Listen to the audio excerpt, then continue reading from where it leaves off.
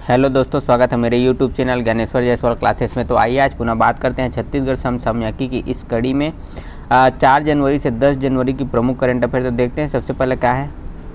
सबसे पहला जगदलपुर के ग्राम लामनी में बनेगा चिड़ियाघर। ठीक है, जो एवियरी का निर्माण किया जा रहा है कहाँ, जगदलपुर के ग्राम लामनी में। तो याद रखना पड़ेगा आपको, बस्तर जिला में आता है जगदलपुर और वहाँ के ग्राम है लामनी। लामनी पार्क के नाम से विकसित किया जा रहा है इस जगह को। ठीक है, इसको अब देखते हैं और क्या खास बात है इसमें। तो उड़ीसा की कटक के तर्ज पर तैयार की जा रही है इस एवियरी को। ठीक है, चिड़ियाघर को भी बोला जाता है एवियरी। एनएमडीसी के सहयोग से, चूँकि छत्तीसगढ़ के जो लौह अयस्क का भंडार है बस्तर के दंतेवाड़ा जिला में स्थित है, जहाँ पर खनन इकाई अगर देखा जाए तो खनन करने का कार्य कौन करती है, एनएमडीसी, जो कि नेशनल मिनरल डेवलपमेंट कॉर्पोरेशन है, उसी के द्वारा किया जाता है लौह का खनन। ठीक है, तो उसी के सहयोग से क्या हो रहा है, इस एवियरी का निर्माण हो रहा है। इस एवियरी में केवल विदेशी पक्षी ही रखे जाएंगे, स्थानीय पक्षी प्रतिबंधित रहेंगे। तो स्थानीय पक्षी प्रतिबंधित रखने का कारण भी है क्योंकि स्थानीय पक्षियों को हम कैद करके नहीं रख सकते हैं, इसलिए वन्यजीव अधिनियम के तहत स्थानीय पक्षियों को रखना प्रतिबंधित है। इसलिए वहाँ के स्थानीय पक्षियों को वहाँ पर कैद करके नहीं रखा जाएगा। यह छत्तीसगढ़ का पहला एवियरी होगा इस प्रकार के जहाँ पर विदेशी पक्षियों को रखा जाएगा। ये तो हो गया ग्राम लामनी में बनेगा एवियरी। अब देखते हैं विभिन्न संस्थानों का नामकरण और नाम परिवर्तन किया गया है। ठीक है, तो देख लेते हैं क्या प्रमुख नाम परिवर्तन और विभागों का नाम परिवर्तन किया गया है। तो देखते हैं सबसे पहले बिलासा एयरपोर्ट। हाल ही में छत्तीसगढ़ सरकार ने बिलासपुर में एयरपोर्ट निर्माण की मंजूरी दे दी है। तो उस एयरपोर्ट का नाम क्या रहेगा, Bilasa by Kevtin airport. Bilasa by Kevtin के नाम से रहेगा उस एयरपोर्ट का नाम। दूसरा है Bilaspur central library. Central library के भी कुछ दिनों पहले ही क्या किया है, उद्घाटन किया गया है मुख्यमंत्री जी के द्वारा। क्योंकि मुख्यमंत्री के द्वारा अभी पूरे छत्तीसगढ़ में सभी जिलों में क्या किया जा रहा है, भ्रमण किया जा रहा है। तो विभिन्न घोषणाएं और क्या किया जा रहा है, शिलान्यास किया जा रहा है। तो देखते हैं बिलासपुर सेंट्रल लाइब्रेरी, इसका नाम परिवर्तन करके राम लाइब्रेरी। और देखते हैं क्या क्या नाम परिवर्तन विभागों का किया गया। तो तीसरा है रायगढ़ नया अस्पताल। रायगढ़ नया अस्पताल का नाम परिवर्तन करके क्या किया गया, अभी अस्पताल तो नया अस्पताल बन रहा है। ठीक है, उसी के नाम को क्या किया गया, गुरु घासीदास जी के नाम पर किया गया है रायगढ़ नया अस्पताल का। वन विभाग का नाम परिवर्तन करके कर दिया गया है वन एवं जलवायु परिवर्तन विभाग। और क्या है देखते हैं, तो छत्तीसगढ़ राज्य औषधि पादप बोर्ड, इसका नाम परिवर्तन करके किया गया है छत्तीसगढ़ आदिवासी स्थानीय स्वास्थ्य परंपरा व औषधि पादप बोर्ड। ठीक है, ये नाम को आप याद जरूर रखिएगा, परीक्षा में आ सकती है। तीसरा 5वां नंबर है माड़मसिल्ली बांध। माड़मसिल्ली बांध का नाम तो बहुत पहले ही परिवर्तन कर चुका है, क्योंकि याददाश्त के लिए मैं यहाँ पर फिर से रिवाइज कर दिया हूँ। तो इसका नाम परिवर्तन किया गया स्वर्गीय बाबू छोटेलाल श्रीवास्तव माड़मसिल्ली बांध। चूँकि स्वर्गीय बाबू छोटेलाल श्रीवास्तव जो है क्रांतिकारी था, जो कि भारत देश आज़ाद करने में बहुत ही महत्वपूर्ण एक व्यक्ति था, एक शहीद था, जो कि धमतरी जिला से संबंधित है, इसलिए उसके नाम पर किया गया है इस बांध का नाम। क्योंकि जो माड़मसिल्ली बांध है, इसके बारे में आपको बता देना चाहता हूँ, यह एशिया का शायद तक द्वितीय नंबर का क्या है, साइफन सिस्टम वाला बांध है। देखते हैं अगला करंट अफेयर। तो अगला है सेंट्रल लाइब्रेरी बिलासपुर का उद्घाटन। ठीक है, सेंट्रल लाइब्रेरी बिलासपुर का उद्घाटन कर दिया गया है।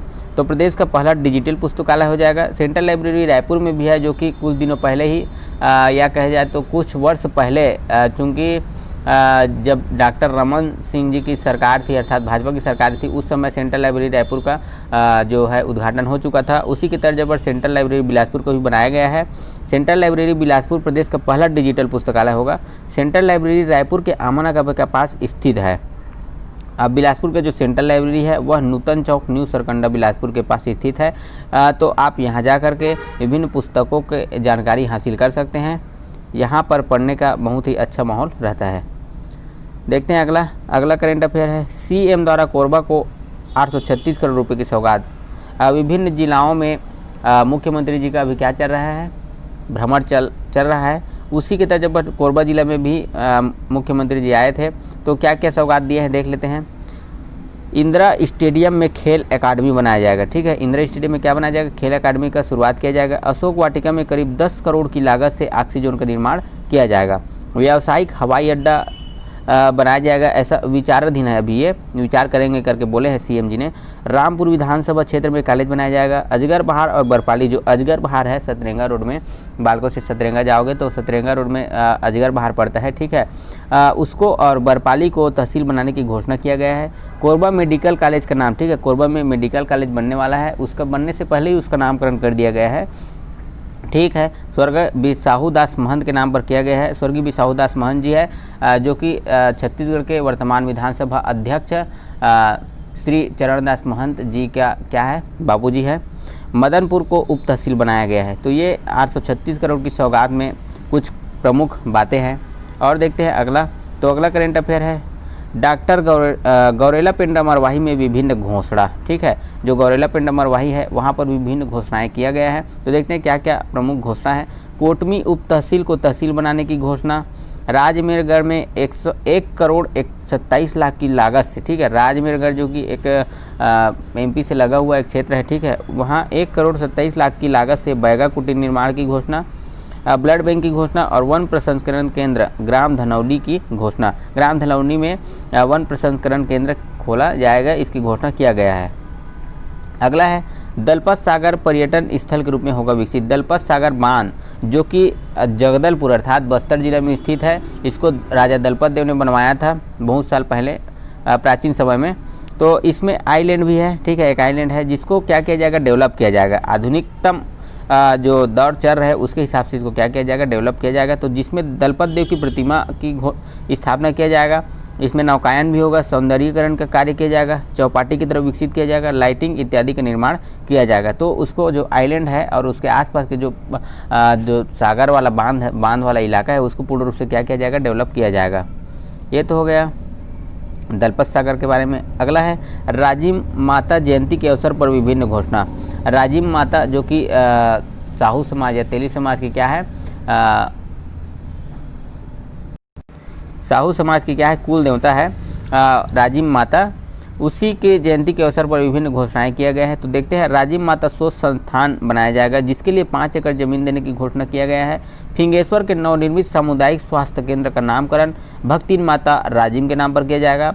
और राजिम में धर्मशाला निर्माण के लिए 50 लाख रुपए की मंजूरी घोषणा कर दिया गया है। और CM जी के द्वारा यह भी कहा गया है कि वहाँ पर जो मेला होता है राजिम माघी पुन्नी मेला, उसके लिए पैसे की कमी नहीं होगा, ऐसा कहा गया है। ये तो हो गया राजिम माता जयंती के अवसर पर विभिन्न घोषणा। देखते हैं अगला क्या है।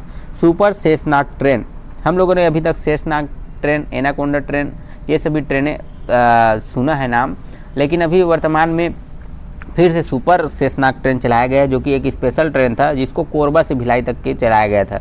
तो क्या खास बात है देखते हैं। कोरबा से भिलाई के लिए 280 किलोमीटर की दूरी पर चलाई गई थी यह ट्रेन, हाल ही में चलाया गया 3-4 दिन पहले।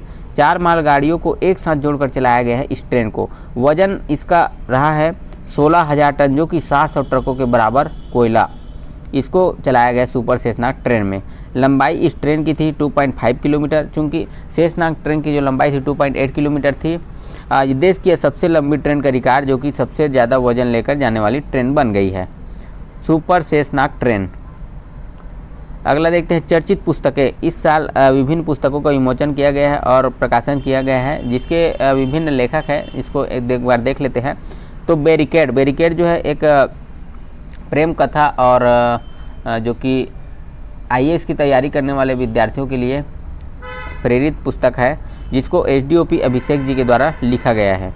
सपनों का सौदागर स्वर्गीय अजीत जोगी के द्वारा। आवाज़ एवं मूल निवासी आदिवासी लड़की भावना मीणा के द्वारा। राष्ट्रपति का दत्तक पुस्तक को लिखा है कामेश्वर प्रसाद के द्वारा।